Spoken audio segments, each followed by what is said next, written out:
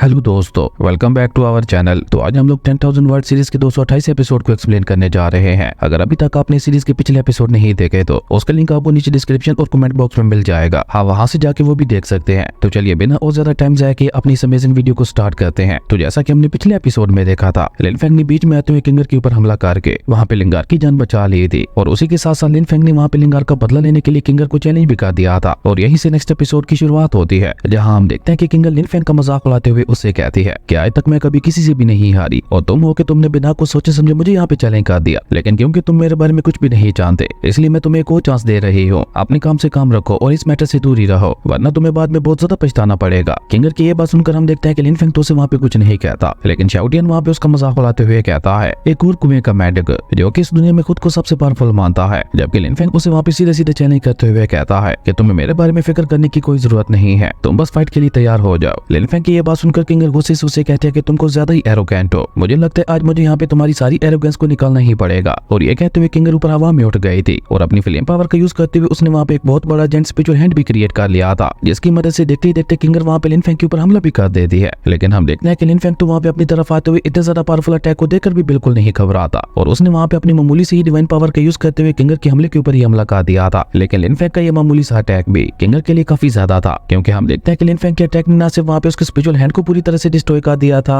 बल्कि उसी के साथ साथ वो किंगर के ऊपर भी हमला करने के लिए आगे बढ़ गया था, जिसे रोकने के लिए किंगर अपने सामने शील्ड भी लगाती है। लेकिन उसके बावजूद भी लिन फेंग का अटैक वहाँ पे उसकी शील्ड को भी डिस्ट्रॉय करता हुआ सीधे जाकर उसे वहाँ पे हिट कर गया था, जिसके इम्पैक्ट की वजह से किंगर उड़ते हुए सीधे नीचे आ गिरी थी। पर वो दोबारा अपनी जगह पे खड़ी होकर लिन फेंग की तारीफ करते हुए कहती है मानना पड़ेगा तुम्हारी फाइटिंग पावर काफी ज्यादा ताकतवर है, लेकिन फिर भी वो मुझे हराने के लिए काफी नहीं है। किंगर की ये बात सुनकर लिन फेंग उसे स्माइल करते हुए कहता है ओके, अगर ऐसी बात है तो तुम ट्राई करके क्यों नहीं देख लेती। लिन फेंग की ये बात सुनकर किंगर वहाँ पे गुस्से से चलाते हुए उससे कहते हैं तुम घमंडी इंसान कहेंगे, आज अगर मैंने यहाँ पे तुम्हारा सारा गरूर नहीं तोड़ दिया तो मेरा नाम भी किंगर नहीं। मैं तुमसे वादा करती हूँ कि तुम्हें अपनी आज की इस हरकत के लिए बाद में बहुत ज्यादा पछताना पड़ेगा। और ये कहते हुए किंगर वहाँ पे एक बार फिर से अपना फ्लेम पावर रिलीज करते हुए ऊपर हवा में उठने लगी थी और देखते ही देखते उसने वहाँ पे अपनी फ्लेम पावर का यूज करते हुए एक बहुत बड़ी फायर बॉल को क्रिएट कर लिया था और ऊपर से डायरेक्टली वहाँ पे उस जायंट फायर बॉल की मदद से लिन फेंग के ऊपर हमला भी कर दिया था, जो देखकर लिन फेंग ने भी वहाँ पे अपनी ब्रोकन निर्वाणा सोर्ड को बाहर निकाल लिया था और अपने सिर्फ एक सोर्ड स्लैश से ही उसने किंगर की उस जायंट फायर बॉल को बीचों बीच काट दिया था, जो देखकर लिन फेंग वहाँ पे एक बार फिर से किंगर का मजाक उड़ाते हुए कहता है तो तुम क्या बस इतना ही कर सकती थी, क्या तुम अपनी इस मामूली सी पावर के साथ यहाँ पे इतनी बड़ी बड़ी हिंकी हाँक रही थी। लिन फेंग की ये बात सुनकर तो किंगर अब वहाँ पे पूरी तरह से गुस्से से आग बबूला हो गई थी और वो वहाँ पे एक बार फिर से अपने सबसे पावरफुल अटैक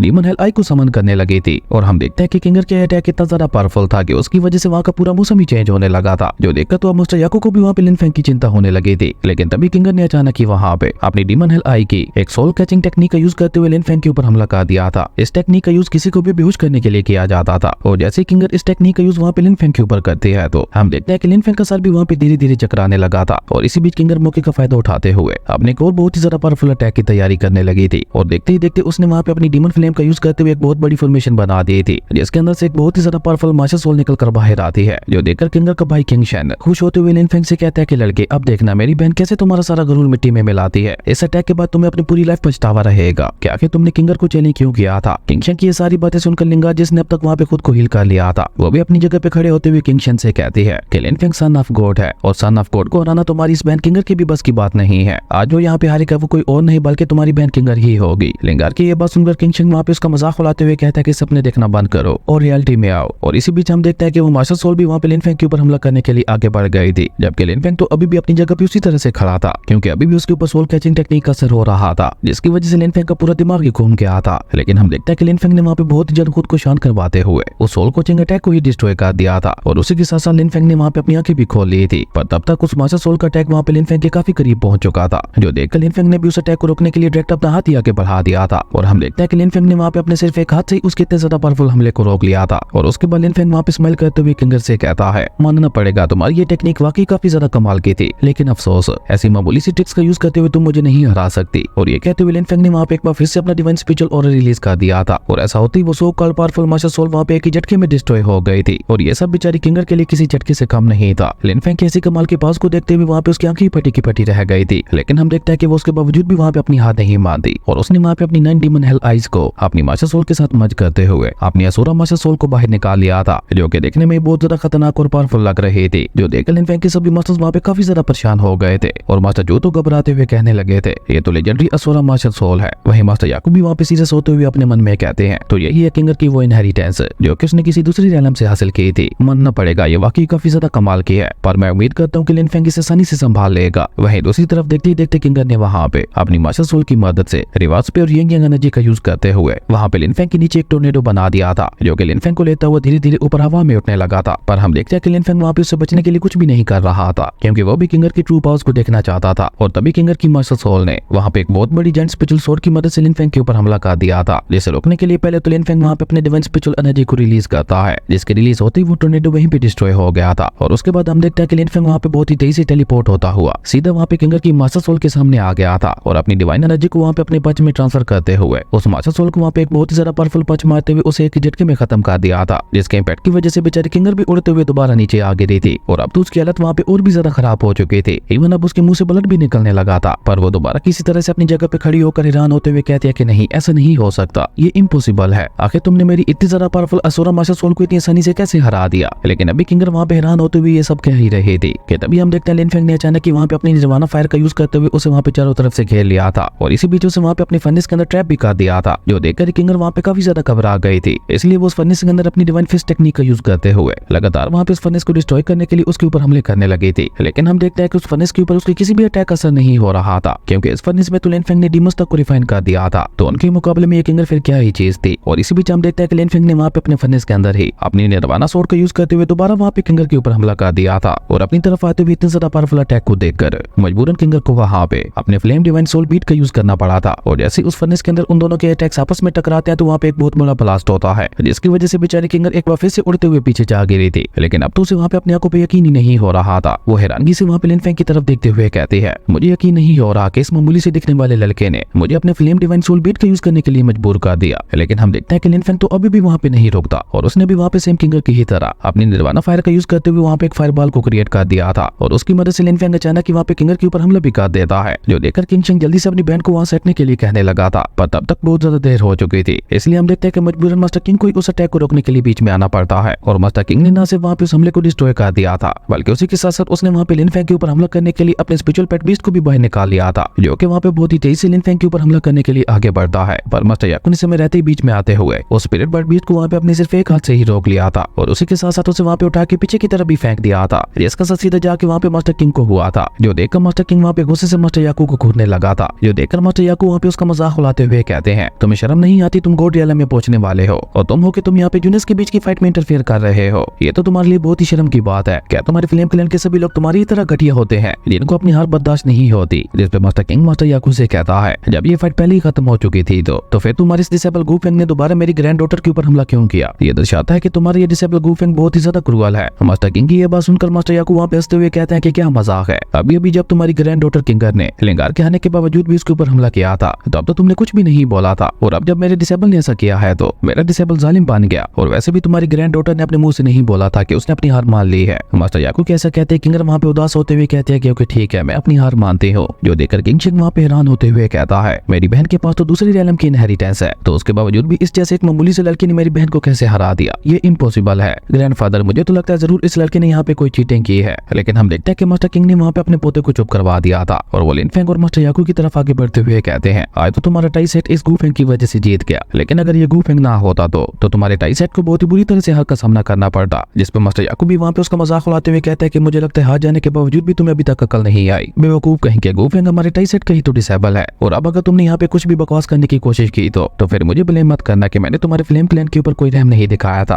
और ये कहते हुए मास्टर याकू ने वहाँ पे अपना पावरफुल थंडर सोर्ड और भी रिलीज कर दिया था, जो देखा तो एक पल के लिए मास्टर किंग भी अंदर से हिल गया था और उसे वहाँ पे ये भी समझ आ गई थी कि अब उसका वहाँ पे रुकना बेकार है। इसलिए वो मास्टर याकू को धमकी देकर वहाँ से जाते हुए कहता है, तुम्हारी टाई सेट को बाद में इसके लिए बहुत ज्यादा पछताना पड़ेगा। और ये कहते हुए मास्टर किंग ने वहाँ पे अपने स्पिरिचुअल पेट बीस्ट को भी समन कर लिया था, जिसकी मदद से वो अपने पोता पोती को लेकर वहाँ से जाने लगा था। लेकिन जैसे वो वहाँ से जाने की कोशिश करता है तो तभी लिन फेंग आगे आते हुए उससे कहता है, क्या मैंने तुम्हें यहाँ से जाने की इजाजत दी है जो तुम यहाँ से जा रहे हो। जिस पे मास्टर किंग वहाँ पे थोड़ा गुस्से से चलाते हुए उसे कहता है, क्यों, अब तुम हम लोगों को यहाँ पे रोकर क्या करना चाहते हो। जिस पे लिन फेंग कोल्ड टून में मास्टर किंग से कहता है, तुम लोगों ने मेरे टाई सेट में आकर मेरे टाई सेट के मास्टर्स और डिसेबल्स को काफी ज्यादा परेशान किया है, और जब तक मैं उसका हिसाब तुम लोगों से नहीं ले लेता तब तक तुम लोग यहाँ से नहीं जा सकते। और ये कहते हुए लिन फेंग ने वहाँ पे अपना डिवाइन स्पिरिचुअल ऑरा रिलीज कर दिया था, जो देखकर मास्टर किंग वहाँ पे थोड़ा गुस्से से कहता है, ओ तो अब तुम्हारे जैसे एक मामूली सा लड़का भी मुझे चैलेंज करते हुए मेरे साथ हिसाब किताब क्लियर करेगा। लड़के, तुम इस काबिल नहीं हो कि तुम मेरा सामना कर सको। जिस पे लिन फेंग वहाँ पे कोल्ड टून में उसे कहता है, ओ तो तुम्हें ऐसा लगता है, चलो अभी देख लेते हैं मैं तुम्हारा सामना कर पाता हूँ या नहीं। और ये कहकर लिन फेंग ने वहाँ पे एक बार फिर से अपना ऑरा रिलीज करते हुए अपनी उसी एंशिएंट गोड मैजिकल बेल को बाहर निकाल लिया था, जो कि उसे अभी एंशिएंट गोड टावर से मिली थी। और जैसे मास्टर किंग की नजर वहाँ पे उस गोड मैजिकल बेल के ऊपर पड़ती है तो उसे निकल रहे पावरफुल ऑरा को महसूस करके बेचारे मास्टर किंग की हवा वहाँ पे टाइट हो गई थी और वो वहाँ पे घबराते हुए कहने लगा था, ये तो the great sun burning sky bell है जिसका इस्तेमाल एंशिएंट गोड्स किया करते थे। ये इतना सारा पावरफुल ड्रायर इस लड़के के हाथ में कैसे लग गया। और अभी मास्टर किंग वहाँ पे ये सब कह ही रहा था कि तभी हम देखते हैं कि लिन फेंग ने अपनी उसी सन बर्निंग मैजिकल बेल का यूज करते हुए मास्टर किंग के ऊपर एक बहुत ही ज्यादा पावरफुल हमला कर दिया था, जो देखकर मास्टर किंग अपने पोता पोती को लेकर जल्दी से वहाँ से पीछे हट गया था। और उसने वहाँ पे उस मैजिकल बेल को रोकने के लिए अपने स्पिरिट पेट बीस्ट को आगे भेज दिया था। लेकिन हम देखते हैं कि जैसे ही वो स्पिरिट बीस्ट वहाँ पे उस मैजिकल बेल के साथ टकराता है तो वो वहाँ पे एक ही झटके में खत्म हो गया था और दोबारा वो सन बर्निंग बेल मास्टर किंग के ऊपर हमला करने के लिए आगे बढ़ गई थी, जो देखकर मास्टर किंग ने भी अब वहाँ पे उसका सामना करने के लिए अपने डिवाइन स्पीयर को वहाँ पे बाहर निकाल लिया था। और अपने स्पीयर की मदद से मास्टर किंग वहाँ पे उस सन बर्निंग बेल को रोकने के लिए आगे बढ़ता है। इवन वो वहाँ पे अपने डिवाइन स्पीयर की मदद से अपना पूरा दम लगाते हुए वहाँ पे उस सन बर्निंग बेल को रोकने की कोशिश कर रहा था, लेकिन उसके बावजूद भी वो सन बर्निंग बेल वहाँ पे उसके ऊपर भारी पड़ रही थी और धीरे धीरे वो वहाँ पे मास्टर किंग को पीछे की तरफ धकेलने लगी थी। और इस समय हम देखते हैं कि वहाँ पे काफी ज्यादा पावरफुल ऑरा भी रिलीज हो रहा था, जिसकी वजह से वहाँ पे सभी लोगों का खड़ा रह पाना भी मुश्किल होता जा रहा था। और सबसे खराब हालत तो वहाँ पे बेचारे मास्टर किंग की थी, जो कि सामने से वहाँ पे सन बर्निंग बेल को रोकने की कोशिश कर रहे थे। पर अब मास्टर किंग के ऊपर सन बर्निंग बेल का प्रेशर इतना ज्यादा बढ़ गया था कि वो धीरे धीरे नीचे जमीन में धंसने लगा था, जो देखकर उसकी ग्रैंड डॉटर और उसके ग्रैंड सन दोनों को वहाँ पे अपने ग्रैंडफादर की बहुत ज्यादा चिंता होने लगी थी। और वो दोनों ही अपने ग्रैंडफादर को उस बेल के सामने से हटने के लिए कहने लगे थे। पर इसी कमाल की सीन के साथ हमारी अमेजिंग एपिसोड यहीं पे खत्म हो गया था। दोस्तों अगर आपको ये वीडियो अच्छी लगी तो लाइक कर दें और अगर चैनल पे नए आए हो तो सब्सक्राइब करते जाना। तो मिलता है एक नई वीडियो में, तब तक के लिए बाय।